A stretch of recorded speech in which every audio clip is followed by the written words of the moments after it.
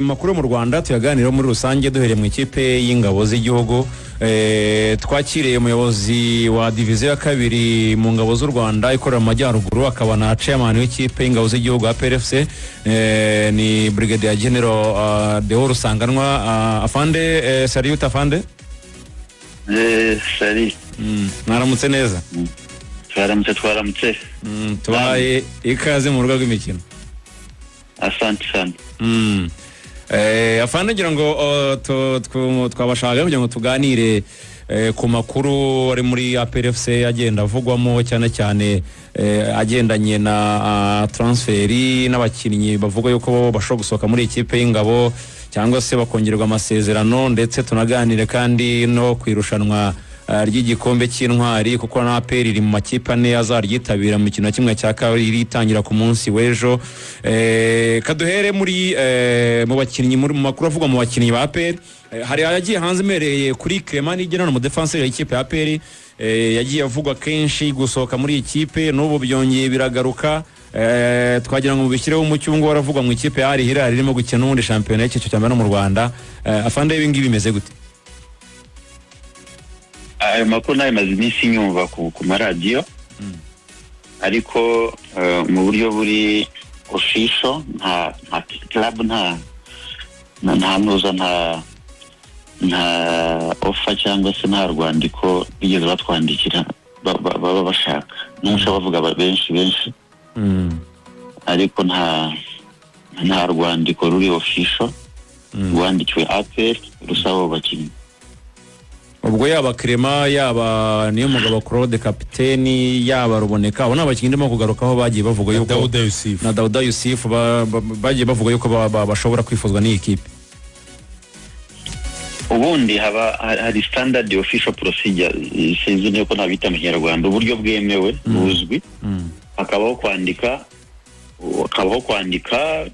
urwandiko bakandikira club ni club kuri club. APR niko dukora. Nago hari abantu njye numva bacinyu bagahamagara turashaka Clement turashaka nde ukamubaza urinde ntanakwibwiriza naryo ugasana umuntu uraho ntubimenye. Ukumva n'umuntu ufite telefone yo hanze araguhamagaye ngo ndashaka Clement.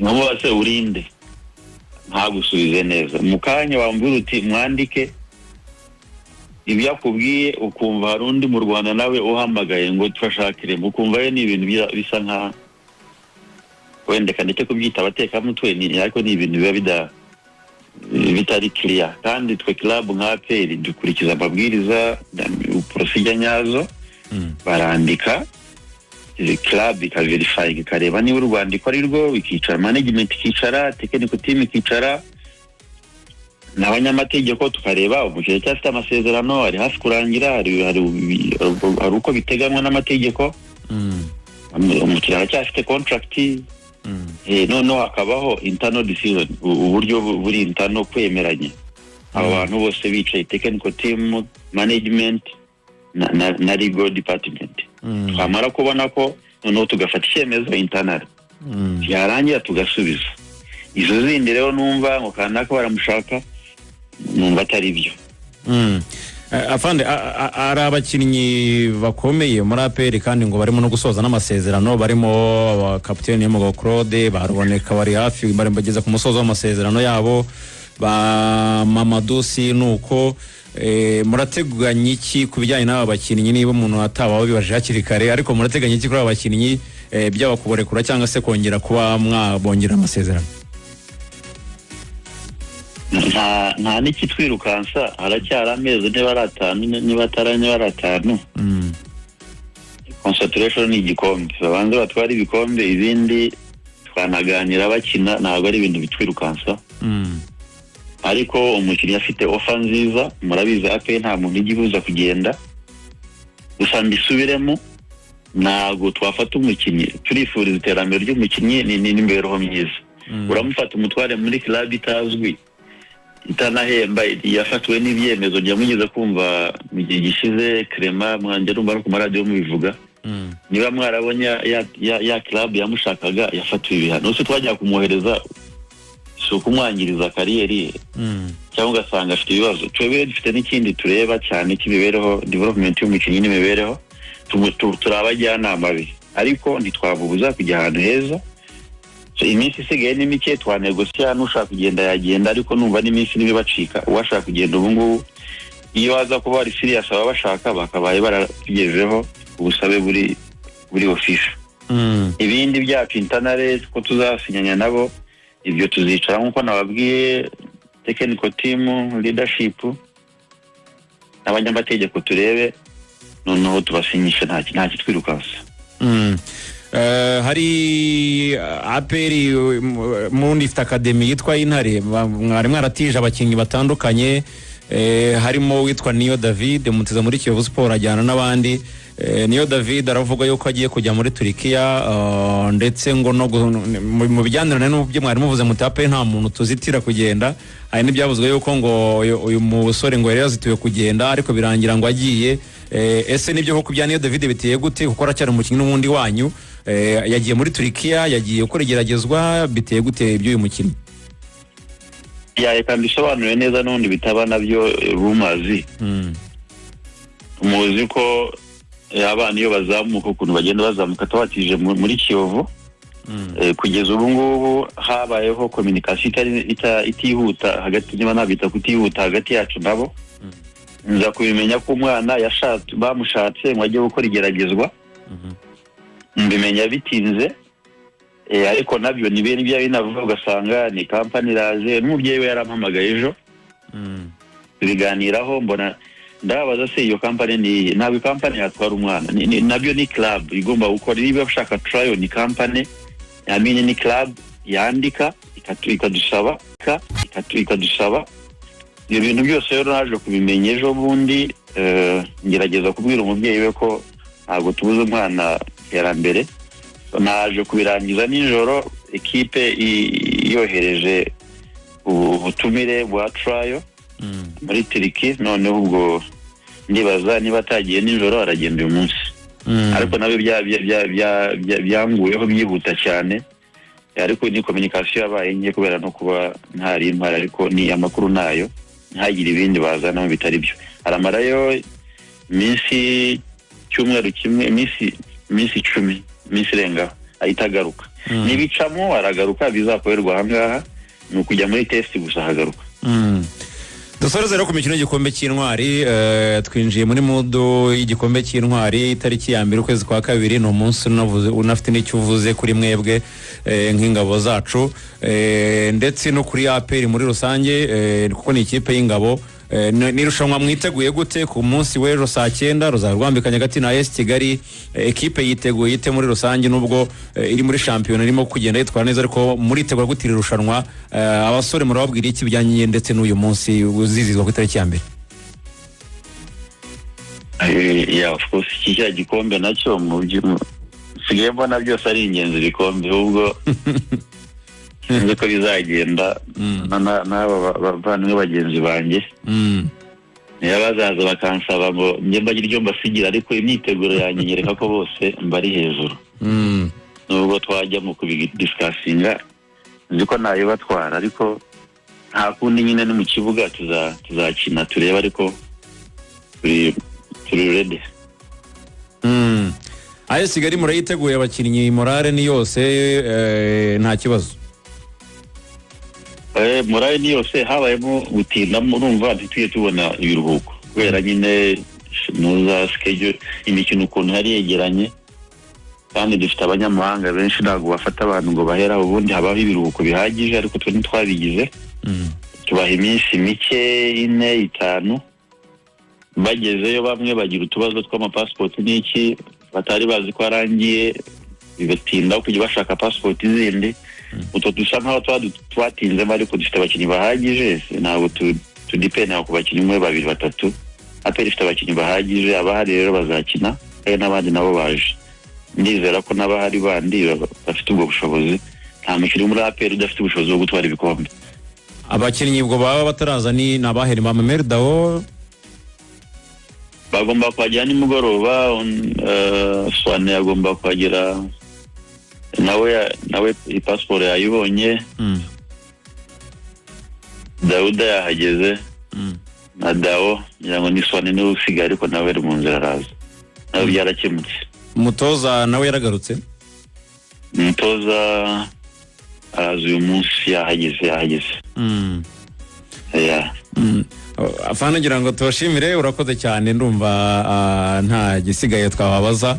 Tubashimire, murakoze cyane ku mwanya muhaye Radio Rwanda. Mujye mutubaza ibihuha mubireke ibihuha, njya mbagiye inama ko mujya mubaza ibiryo muri APR tuzatubasubiza aho kujyaho ukiyamira uti mukenyaragiye ububeshya abanyarwanda abafana bacu mubabeshya pe. Mujye mutubaza turahari, nta nahari amakuru nta nayaguha mu gikari rwose. Akoze Afana. Asante. Akoze chairman w'ikipe ya APR akaba ari Brigadier General Deo Rusanganwa. By'ibihuha arabajije wari gusubizwa kuki abantu batabaza ariko usibye kwiyamira bitwaye iki mutabaza urumva amakuru uburyo batomoye neza cyane. Hari ikintu umuntu arenzaho kweri? Ntacyo urenza ariko urumva icyo ntacyo ruvuga ngo warenza, ariko urabizi ko mu gihe cya transfer habamo izo rumors zigomba kuba ntago zabura. ikuzi impamvu ruvuye reka nkwereke nuvuga ngo ntavuze ko abo bakinnyi bari kumera y'amasezerano yabo arabura amezi make kuko bazarangizanye n'umwaka w'imikino, ubwo tubara nko mu kwezi kwa gatandatu. Hari umwaka w'imikino angira ku 30 z'ukwa gatandatu. 30 z'ukwa gatandatu. Umukinnyi kora ko ikipe ntiratangira kumuganiza ku masezerano, umukinnyi ashobora kuvuga ati reka inkuru zijye hanze, article zikorwe kugira ngo ikipe arimo itangire itekereze ndetse inatekereza uburyo ishobora kuba niba tuvuge n'urugero Nigena Clement Ruboneka Dodo Yosif ari kuvuga mu kipe ya Al Hilal bari gusoza amasezerano. Iyo kipe ya Al Hilal yes abakipe barayibonye we n'umwaka utaha ntabwo bishobora kuba byarateye wabo umutekano waraje bagasubirayo ntibari mu Rwanda, ariko nuvuga ngo ikipe itanye ruvuga ngo ko Nigena Clement agiye ko Dodo Yosif ari yemeze biti by'amasezerano batanye ko none niyo mugiye kuganira baba bakubwira ngo amakipe arimo aranshaka, niba bashaka kumuhereza nka miliyoni 20 ngo yongere amasezerano avuga ati reka giye muri Tanzania cyangwa muri Sudani bari kumereza 50 niba abafite umunzani nutamereza 70 ntabwo biruze kuza gukunda. So ruvuga ngo iyo ni trick rero iba mu gihe cy'ama transfer, ruvuga ngo hari cyane cyane ibyo bikorwa n'aba agent b'abakinnyi. Ruvuga ngo bandikisha article mu bitangazamakuru zikajyanze zikavugwa abakinnyi babarinkinga ku yandi ma equipe kugira ngo aho bari ofure amasezerano yongerwe cyangwa se ikipe itangire kujya muri position vuga ngo niba umukinnyi yataye gutekerezwa n'andi makipe twakora iki. So navuga ko abigize kenshi rumaze bazije kugira ngo umukinnyi yibutse ikipe arimo no kugira ngo yizamurira agaciro mu buryo bwo kuza kongera kontara mu gihe kigiye bihagije. Ibyo ntabwo byo byitera bwo sibyo wabizana. Nyine rikuvuga Fanda arakubwira ati twebwe tugomba no kubanza tukareba club umwana agiye. Nyine naye rikuvuga tukareba club umwana agiye mo. Ati Clement ari nizo twamenye zari mu bihano noneho nibabanze banatwara n'igikoresho. Ibyo zifite n'ibibazo ibyo ni byiza ko amasezerano. Turongera amasezerano dushingiye urandikisha ngo zariti ushobora kuzandikisha ukanasakuza n'ibyo byose bikarangira ntaho ugiye. Abana bafite uburyo batozwe. Ubwo no uburyo umuntu yavuga discipline urumva bwa transfer bugo. Ibintu byiza indangagaciro za gisirikare zihora n'iz'ubupfura n'ubunyangamugayo.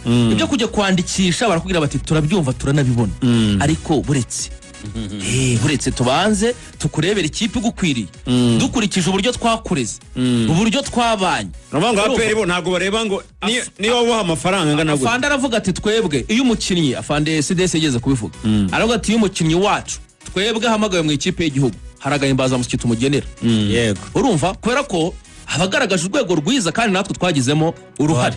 Kandi akaba kwandiki niba ari umuntu wo muri APR ufite izo gahunda namubwira yuko agomba gucira birarura. Ubwo aho ngaho kwa rugusobanura cyangwa akubitwa icyo bita corporal punishment.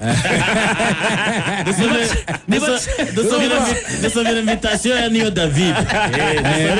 Aho ngaho nayimanuremo uko kwa rugusobanura uburyo icyo kintu hano nyine rumaze impamvu ziza.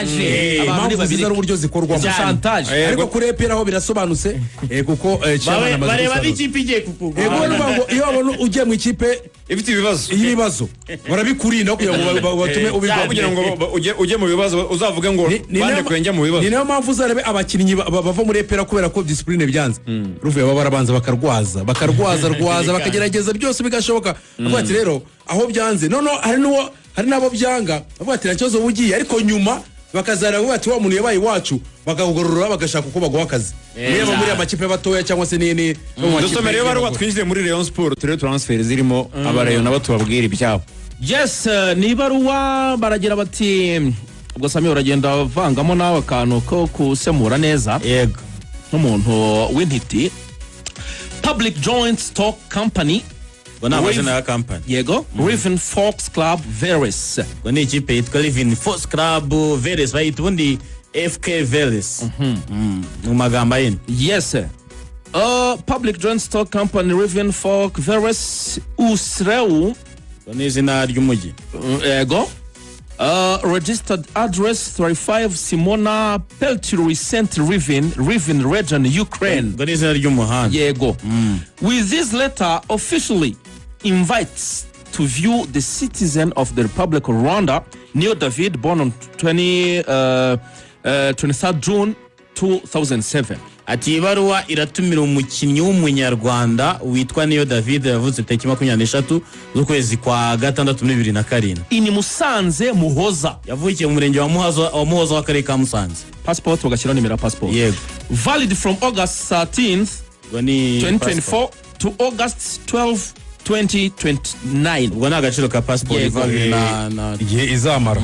Issuing authority government of Rwanda. Yatanzwe na Repubulika y'u Rwanda. The purpose of Mr. Neo David's temporary travel is participation in a football training camp and trial period organized by PGCS Riven Fox Club Veres. Ati intego y'uru rugendo no kuza kwitabira imyitozo irimo n'igeragezwa yateguwe n'iyi kipe ya FK level. In Antalya, Republic of Turkey. Turkey. Ni imyitozo iri kubera Antalya ni ku nyanja ya Mediterane. Yego. Bari muri Turkey. Yes, with the aim of evaluating his sporting performance. Ati mu bifite intego yo kureba ubushobozi bwe bijyanye no gukina. PGSC Riven Fox Club Veres guarantees players return home February 11, 2026. Ati ikipe ya FK Veres yemeje kazagaruka mu rugo tariki ya 10 z'ukwezi kwa kabiri. Respectfully, Deputy General Director Yuri Prifakavriski. Izina ryo simbisubiramo. Director General. Deputy n'umwungirije Director General. Iryo zina rigakiravuze. Axel subiremo nashaka gusubira. Sami, ko ndi hano muri barwa ko mbona ibintu ko mbona harimo ibintu bya Ukraine. Urumva amakipe muri Ukraine yarangije fazari kwe ntambara bari gukora pre-season muri ikipe yo muri Ukraine ariko ikora pre-season muri Turkiya. Okay. Iyo muri Ukraine ntago ari muri Turkiya. Iyo muri Ukraine mu cyiciro cya mbere. Ni ya 11 mu cyiciro cya mbere.